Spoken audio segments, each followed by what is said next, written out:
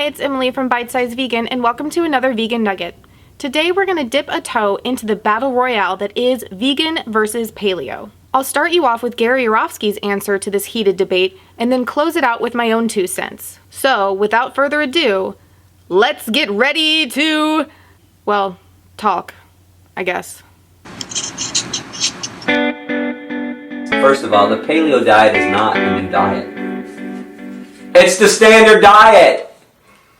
Paleo is what you're doing. That's why it works. If I can tell you to do the exact same thing that you're doing, you don't have to change anything. That's why people love it. Paleo, Jenny Craig, Weight Watchers, Zone, Atkins.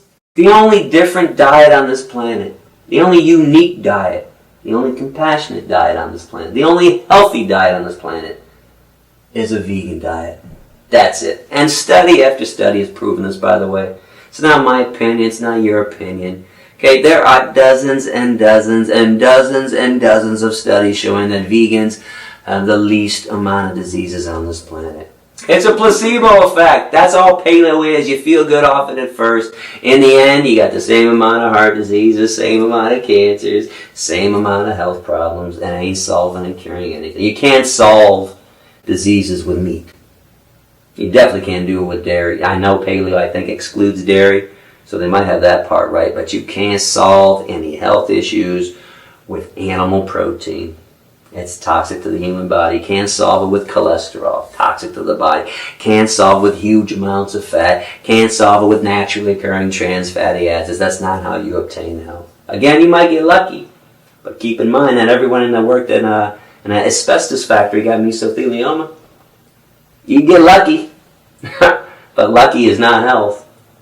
Clearly, the paleo-vegan debate is quite a hot one and rather controversial. The thing that I find personally interesting about this rivalry is the implicit belief that paleo and vegan have to be mutually exclusive. There are people who eat vegan paleo. Paleo is all about eating as our ancestors did, and there's a large body of studies and research that paints a surprisingly plant-based picture of our stereotypically meat-eating caveman forefathers. In his article in Scientific American titled "Human Ancestors Were Nearly All Vegetarian," Rob Dunn states that although Paleolithic diets and diet books tend to be very meaty, reasonable minds disagree as to whether ancient Paleolithic diets actually were. Fortunately, new research suggests answers to the question of what our ancestors ate. The resolutions come in part from considering the questions of our diets in a broader evolutionary context. When we talk about paleo diets, we arbitrarily tend to start with one set of ancestors, our most recent ones. But why do we choose these particular ancestors as starting points? They do seem tough and admirable in a really strong 5 o'clock shadow sort of way, but if we want to return to the diet our guts and bodies evolved to deal with, a concept that wrongly assumes our bodies are fine-tuned by engineers rather than cobbled together by natural selection, perhaps we should also be looking at our earlier ancestors. If you want to return to your ancestral diet, the one our ancestors ate when most of the features of our guts were evolving, you might reasonably eat what our ancestors spent the most time eating during the largest periods of the evolution of our guts: fruits, nuts, and vegetables, especially fungus-covered tropical leaves. Now, for me personally, my main concern as a vegan is animal rights. I'm primarily an ethical vegan, though I value all of the benefits of a vegan diet. Some people come to veganism for health reasons explicitly, and I fully support that. I don't care what gets you here,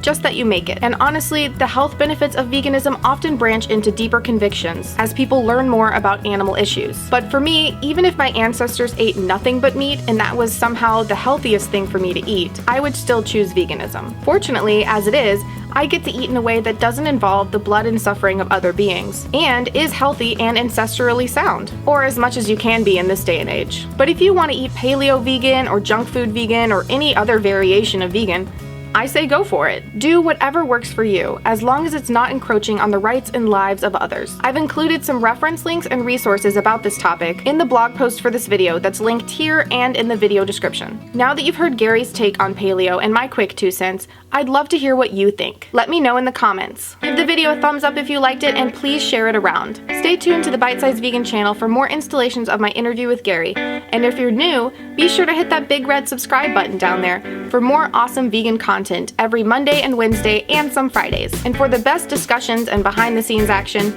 head over to our Patreon page by joining the Nugget Army. Now go live vegan, and I'll see you soon.